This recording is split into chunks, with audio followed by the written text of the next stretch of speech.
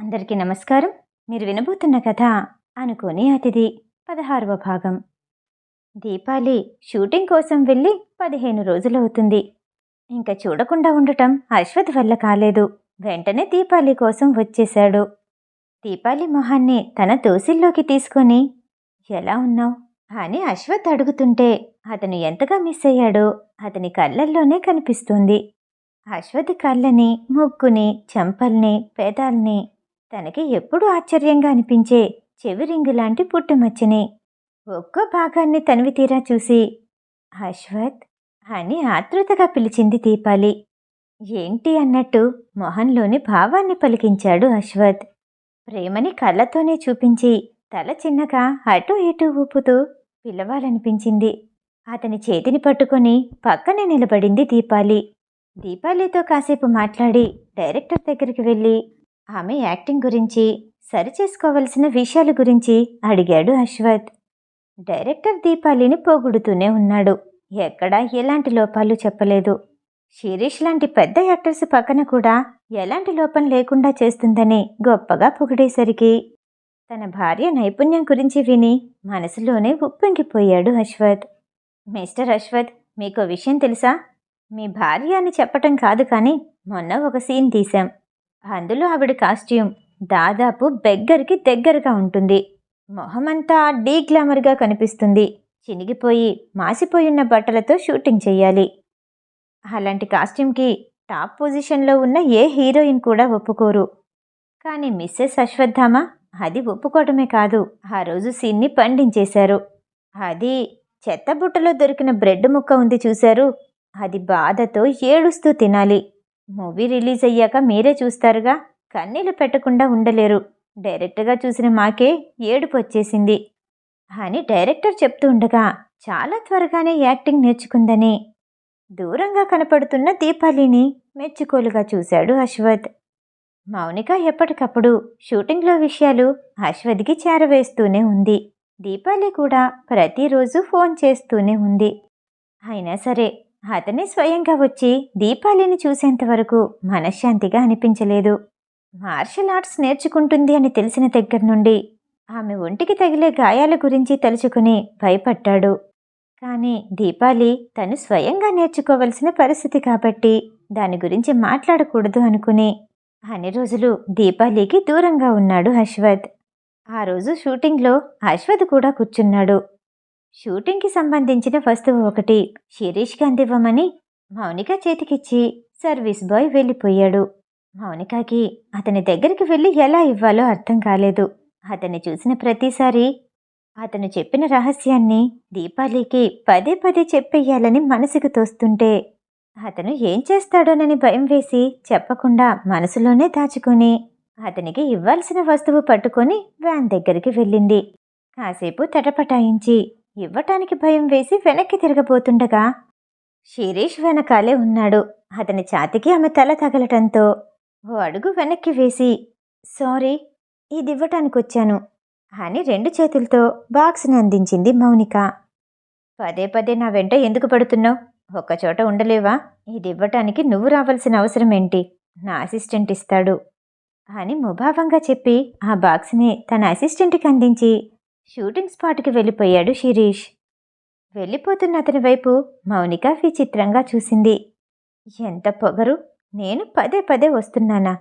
ఇతనేదో పెద్ద హీరోలాగా అని తిట్టుకపోతూ నాలుక కరుచుకొని, అవును హీరోనే కదూ, అందుకే ఈ పొగరు అనుకుంటూ దీపాలి దగ్గరికి వెళ్ళిపోయింది. ఆ రోజు షూటింగ్లో దీపాలిని తాళతో కట్టేసి గాలిలో వేలాడుతూ ఫైటింగ్ చేసే సీన్. పక్కనే శిరీష్ కూడా ఉన్నాడు. షూటింగ్ మొదలయ్యాక అశ్వథ్ ఉన్న విషయాన్ని కూడా మర్చిపోయింది దీపాలి. పూర్తిగా లీనమయ్యి చేస్తూ ఉండగా తన నడుముకి కట్టిన తాడు ఒకటి పూర్తిగా తెగిపోయి కింద పడిపోబోయింది. ఆ తర్వాత వీపుకి కట్టిన తాడు కూడా తెగిపోవటంతో పూర్తిగా నేల మీద పడిపోబోతున్న దీపాలిని అక్కడే ఉన్న శిరీష్ ఒక్కడుగులో ముందుకొచ్చి 2 చేతులతో పట్టుకున్నాడు. దీపాలి కొంచెం ఎత్తులో ఉండి పట్టం వల్ల ఆ వేగానికి ఇద్దరూ కలిసి కింద పడిపోయారు. శిరీష్ మీద పడిపోయింది దీపాలి. అతని మీద నుండి లేవబోతూ ఉండగా దగ్గరగా అతని మొహాన్ని చూసి మౌనికకి ఎలా అనిపించిందో తనకి అలానే అనిపించింది. ఇంతలో అశ్వథ్ పరిగెత్తుకుంటూ వచ్చి ఆ ఇద్దరినీ లేపి నిల్చోపెడుతూ అంబులెన్స్ అంటూ గట్టిగా అరిచాడు. అతని వెనకాలే వచ్చిన కొందరు శిరీష్ని పట్టుకుని జాగ్రత్తగా తీసుకెళ్లి కుర్చీలో కూర్చోబెట్టారు. దీపాలిని పట్టుకున్న అశ్వథ్కి ఆమె మోకాలికి తగిలిన గాయం చూడగానే గుండె మెలిపెట్టినట్టు అనిపించింది. ఆమెని 2 చేతులతో ఎత్తుకుని వెంటనే అంబులెన్స్ దగ్గరికి పరుగు తీశాడు. దీపాలి భుజానికి కూడా చిన్నగా గాయమైంది. శిరీష్ తిన్నగా నేల మీద పడ్డాడు కాబట్టి అతనికి గాయాలు కొంచెం పెద్దగా తగిలాయి. ఆ ఇద్దరిని హాస్పిటల్లో అడ్మిట్ చేశారు. అశ్వథ్ దీపాలి దగ్గర నుండి ఎక్కడికి కదలట్లేదు. రాఘవకి ఫోన్ చేసి ఇదంతా ఎలా జరిగిందో, దీని వెనకాల కారణం ఎవరో తెలుసుకోమని చెప్పాడు.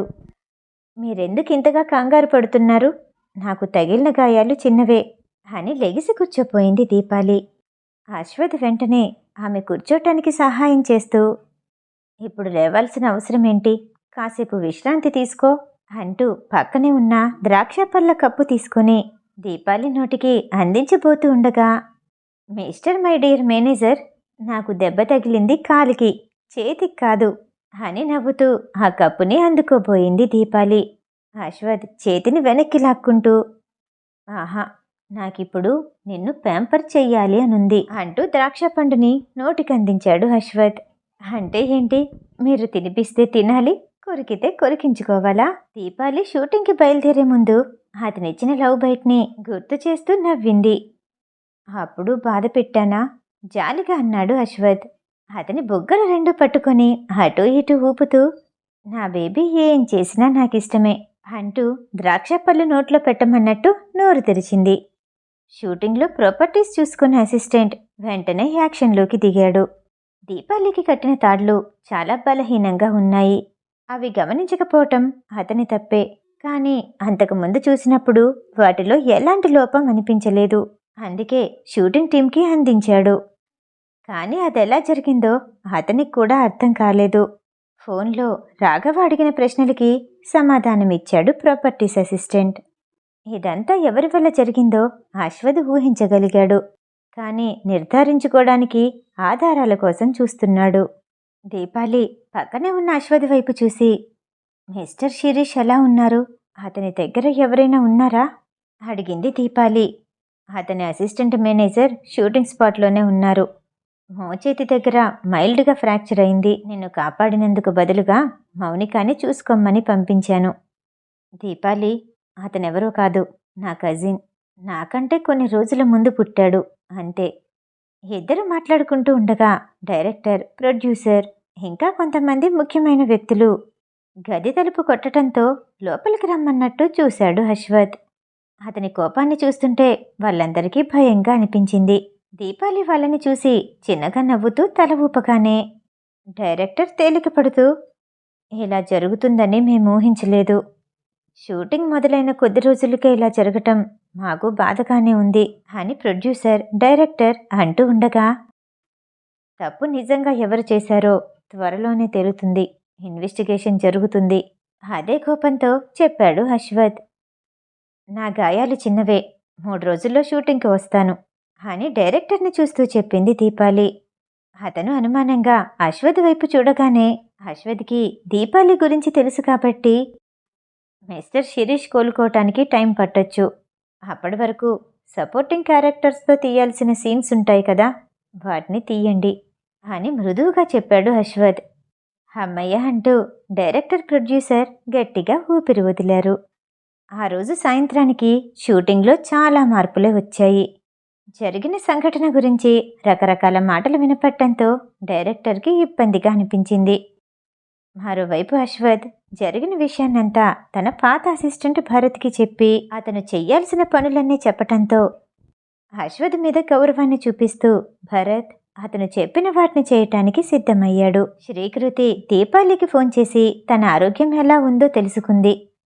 ఇద్దరూ కాసేపు మాట్లాడుకున్నాక కాల్ కట్ చేసిన తర్వాత అశ్వథ్ దీపాలి దగ్గరకొచ్చి, ఈ మూవీ నువ్వు చేయట్లేదు, ఎటువంటి ఎక్స్ప్రెషన్ లేకుండా చెప్పేసరికి దీపాలికి ఏమీ అర్థం కాలేదు. అదేంటి, 3 రోజుల తర్వాత షూటింగ్ మొదలు పెడదామని అనుకున్నాం కదా అని దీపాలి అనగానే, అవసరం లేదు, అని అశ్వథ్ చెప్పి పక్క గదిలో ఉన్న శిరీష్ దగ్గరికి వెళ్ళాడు. అదంతా ఏంటో దీపాలికి అర్థం కాలేదు. ఆమె మీద ప్రేమతో అశ్వథ్ భయపడుతున్నాడేమోనని అనుకుంది. మొబైల్కి కొన్ని నోటిఫికేషన్స్ రావటంతో దాన్ని ఓపెన్ చేసి చూసింది దీపాలి. అందులో కనిపించిన న్యూస్ చూడగానే తన మనసుకి చాలా బాధగా అనిపించింది. మూవీ మొదలు పెట్టగానే ఇలా అయ్యిందంటే ఇదే హీరోయిన్తో తీస్తే అట్టర్ ఫ్లాప్ అవుతుంది. ఐరన్ లెగ్ అంటూ కొంతమంది కామెంట్స్ చేస్తున్నారు. ఈ సినిమాకి ఆమె అదృష్టం కాబట్టే కనీసం ప్రాణాలతో అయినా ఉంది, లేదంటే ఇంకేం జరుగుండేదో అని దీపాలి ఫ్యాన్స్ ఆమెని సపోర్టు చేస్తూ మాట్లాడారు. కానీ దీపాలిని మార్చాలి అనుకుంటున్నట్టు ప్రొడ్యూసర్ చెప్పగానే అశ్వథ్కి మొదట కోపం వచ్చింది. నిజంగా తన పద్ధతిలో అయితే బెదిరించో భయపెట్టో దీపాలిని అదే మూవీలో ఉండేలా చేసేవాడు. కానీ అదంతా దీపాలికి తెలిస్తే బాధపడుతుంది, సమస్యగా కూడా మారొచ్చు. కానీ ఆ మూవీని ప్రొడ్యూస్ చేసేది ఏఎస్ ఎంటర్టైన్మెంట్ కాదు కాబట్టి అతను జరుగుతున్న మార్పుల్ని మార్చలేడు. అశ్వథ్ ఎందుకు చెప్పాడో దీపాలి అర్థం చేసుకుంది. కోపం, బాధ రెండూ ఒకేసారి అనిపించటంతో కళ్ళు మూసుకొని ఆలోచిస్తూ ఉండిపోయింది. శిరీష్ గదిలోకి వెళ్ళిన అశ్వథ్ మౌనికాని చూసి, మౌనిక, కాసేపు బయటుంటావా? శిరీష్తో మాట్లాడాలి అని చెప్పేసరికి మౌనిక వెంటనే లెగిసి ఓకే సార్ అంటూ బయటకొచ్చేసింది. శిరీష్ మంచం పక్కనే ఉన్న కుర్చీలో కూర్చొని, ఈ మూవీలో దీపాలికి బదులు ఇంకొకరిని తీసుకోవాలనుకుంటున్నాడు ప్రొడ్యూసర్, నువ్వు కూడా డ్రాప్ అవుతే మంచిది అని అశ్వథ్ చెప్పటంతో అర్థమైనట్టు తల ఊపాడు శిరీష్. అది అతనికి ఎంతో ఇష్టమైన సినిమానే కావచ్చు, కానీ ఒక ప్రొడ్యూసర్ తన ఫ్యామిలీ మెంబర్ గురించి అలా మాట్లాడటం అతనికి నచ్చలేదు. అందులోనూ శిరీష్కి అశ్వథ్ గురించి బాగా తెలుసు. ఒకవేళ అతన్ని కాదని సినిమా పూర్తి చేసినా అది రివ్యూ వరకు వెళ్ళదు. నిజానికి చాలా కోపంగా ఉండే అశ్వథ్ పెళ్ళైన తర్వాత ఇలా సాఫ్ట్గా ఆలోచించటమే అతనికి ఆశ్చర్యంగా ఉంది. దీపాలి అంటే ఎంత ప్రేమో అతనికి అర్థమైంది. ఓకే, విత్డ్రా చేసుకుంటాను. నేను హాస్పిటల్లో ఉన్నాను కాబట్టి నష్టపరిహారం కూడా అడగరు అని చెప్పాడు శిరీష్. ప్రతాప్ శర్మ ఇల్లంతా లైట్లతో వెలిగిపోతుంది. అతని ఆరోగ్యం కుదుటపడింది. హాస్పిటల్ నుండి డిశ్చార్జ్ చేసి ఇంటికి తీసుకొచ్చారు. అందరూ అతన్ని సంతోషపెట్టడానికి కుటుంబ సభ్యులందరూ ఒక చోటికి చేరి, తాతూ, నేను మిమ్మల్ని గదిలోకి తీసుకెళ్తాను అంటూ దగ్గరకొచ్చింది కేశవి. తాతూ, మీకో విషయం తెలుసా అని పరిగెత్తుకుంటూ వచ్చాడు భానుశర్మ. హాస్పిటల్ నుండి ఇప్పుడే వచ్చారు, నీ నాన్సెన్స్తో తలనొప్పి తెప్పించకు అని కసురుకుంది కేశవి. నిజానికి భానుశర్మ దీపాలి యాక్సిడెంట్ గురించి చెప్పాలి అనొచ్చాడు. ఆ విషయం అర్థమైన కేశవి అతన్ని మాట్లాడనివ్వకుండా అడ్డుపడింది. ప్రతాప్ శర్మ తన జీవితంలో ఇలాంటివి ఎన్నోసార్లు చూశాడు. అతన్ని మోసం చేయటమో మాయ చేయటమో అంత సులువు కాదు. ఏం చెప్పాలనుకుంటున్నావు భాను, చెప్పు అన్నాడు ప్రతాప్ శర్మ. కేశవిని ఓ కంట చూస్తూ చెప్పాలా వద్దా అని ఆలోచిస్తూ, ఏఎస్ ఎంటర్టైన్మెంట్ అధికారపూర్వకంగా ఈ విషయాన్ని బయటపెట్టలేదు కాబట్టి నిజమేంటో నిర్ధారించుకున్న తర్వాత చెప్పాలని ఆలోచిస్తూ, అది తాతూ, ఏమీ లేదు, మీ ఆరోగ్యం బానే ఉందా అంటూ మాట మార్చేశాడు భానుశర్మ. ఇంతలో పైన గదిలో నుండి దీపాలి తల్లి పరిగెత్తుకుంటూ వచ్చి, మీతో విషయం మాట్లాడాలి, నాకొక్కసారి అవకాశం ఇస్తారా అని బాధగా అడిగింది. ఇప్పుడే మాట్లాడాలా? రేపు ఉదయం వీల్లేదా?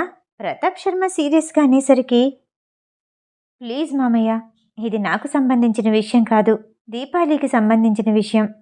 మీతో మాట్లాడాలని ఎన్నోసార్లు హాస్పిటల్కి వచ్చాను, కానీ కేశవి పెట్టిన బాడీగార్డ్స్ నన్ను లోపలికి రానివ్వలేదు.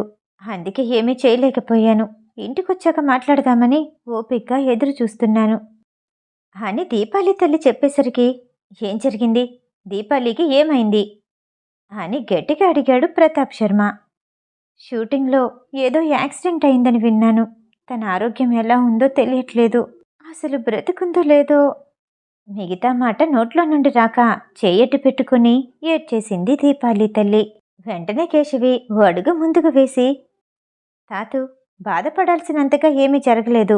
నేను మన వాళ్ళని పంపించాను. దీపాలికి తగిలిన గాయాలు చాలా చిన్నవే. మీరేం కంగారు పడకండి, తను ఆరోగ్యంగానే ఉంది. దీపాలి తల్లి ఆమె మాటలకి అడ్డుపడుతూ, ఎవరినో పంపించావా? దీపాలి అంటే నీకిష్టం లేదు. అలాంటప్పుడు వెంటనే ప్రేమ చూపిస్తూ ఎవరినో పంపించానంటే ఎలా నమ్మాలి? నువ్వు చెప్పేదంతా అబద్ధం. అక్కడేదో జరిగింది అని కన్నీళ్లు పెట్టుకుంది దీపాలి తల్లి. అది ఏఎస్ ఎంటర్టైన్మెంట్లోనే తెలిసిన వాళ్ళున్నారు. వాళ్ళ ద్వారా తెలుసుకున్నాను. అంతేకాదు నేను పంపించిన వాళ్ళు కూడా వాళ్ళతోనే కలిసి వెళ్ళారు అని కేశవి చెప్పటంతో ప్రతాప్ శర్మ అనిత వైపు తిరిగి, దీపాలికి తగిలినవి చిన్న గాయాలే అని చెప్తుంది కదా, హాస్పిటల్ నుండి రాగానే నీ కూతుర్ని ఒకసారి చూసిరా. అంత మాత్రానికే ఇంతగా అల్లరి చేయటం ఎందుకు? వెళ్ళు, లోపలికి వెళ్ళు. కేశవి తరపున మాట్లాడుతున్నట్టుగా నటిస్తూ అన్నాడు ప్రతాప్ శర్మ. అనిత తన గదిలోకి వెళ్ళిపోతూ, మీరు నా కూతుర్ని రక్షించకుండా కేశవికి తోడుగా ఉంటానంటే ఈ ఇంటి వాళ్ళకి నచ్చినట్టు నేనెందుకు ఉండాలి? నిజమేంటో తెలుస్తుంది.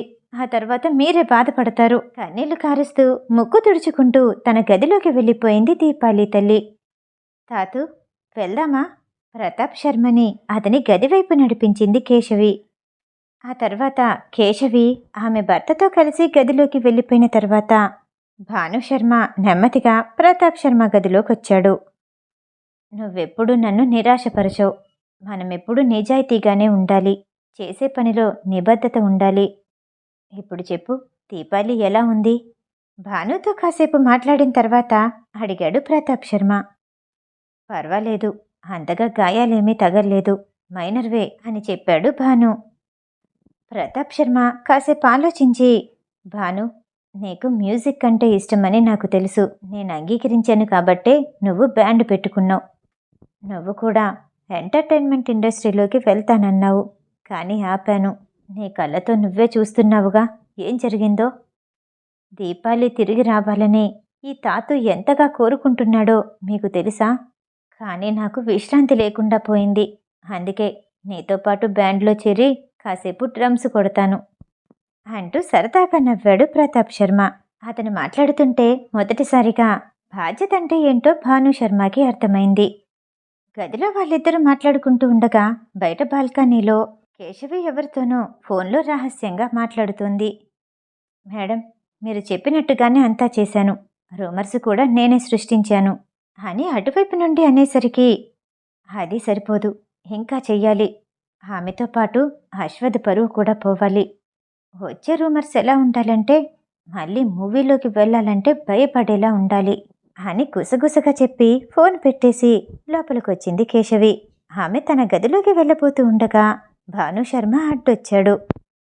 రెండు చేతుల్ని చాపుతూ ఒళ్ళు విరుచుకుంటూ ఆమెకి ఎదురుగా నిలబడి, నువ్వు ఫోన్లో మాట్లాడిందంతా విన్నాను. అతిగా చేస్తున్నట్టు అనిపించట్లేదా అని కనుబొమ్మలెగరేస్తూ అన్నాడు. భాను, నువ్వు నన్ను తప్పుగా అర్థం చేసుకుంటున్నావు. మీ అక్క ఏం చేసినా ఈ కుటుంబం కోసమే చేస్తుంది అని కేశవి అనటంతో, హాహా, నువ్వు ఈ కుటుంబం కోసం చేస్తున్నావా? ఎవరి ముందైనా యాక్టింగ్ చేయి, నా ముందు కాదు. నీకో విషయం తెలుసా? ఈ ఇంట్లో వాళ్ళందరూ నిన్ను కష్టంగా భరిస్తున్నారు. దీపాలిని బయటికి పంపించినప్పుడు ఏమీ మాట్లాడకుండా వెళ్ళిపోయింది. అది నీ అదృష్టం. ఆ అదృష్టం ఎన్నో రోజులు తోడు రాదు. చూస్తూ ఉండు ఏం జరుగుతుందో అంటూ కేశవిని ఓ పక్కకి తోసి ముందుకు వెళ్ళిపోయాడు భానుశర్మ. మిగతా కథ తర్వాయి భాగంలో. ఈ కథ వింటూ మీకు నచ్చినట్టయితే లైక్ చేసి సబ్స్క్రైబ్ చేయండి. మళ్ళీ రేపు కలుద్దాం. నమస్తే.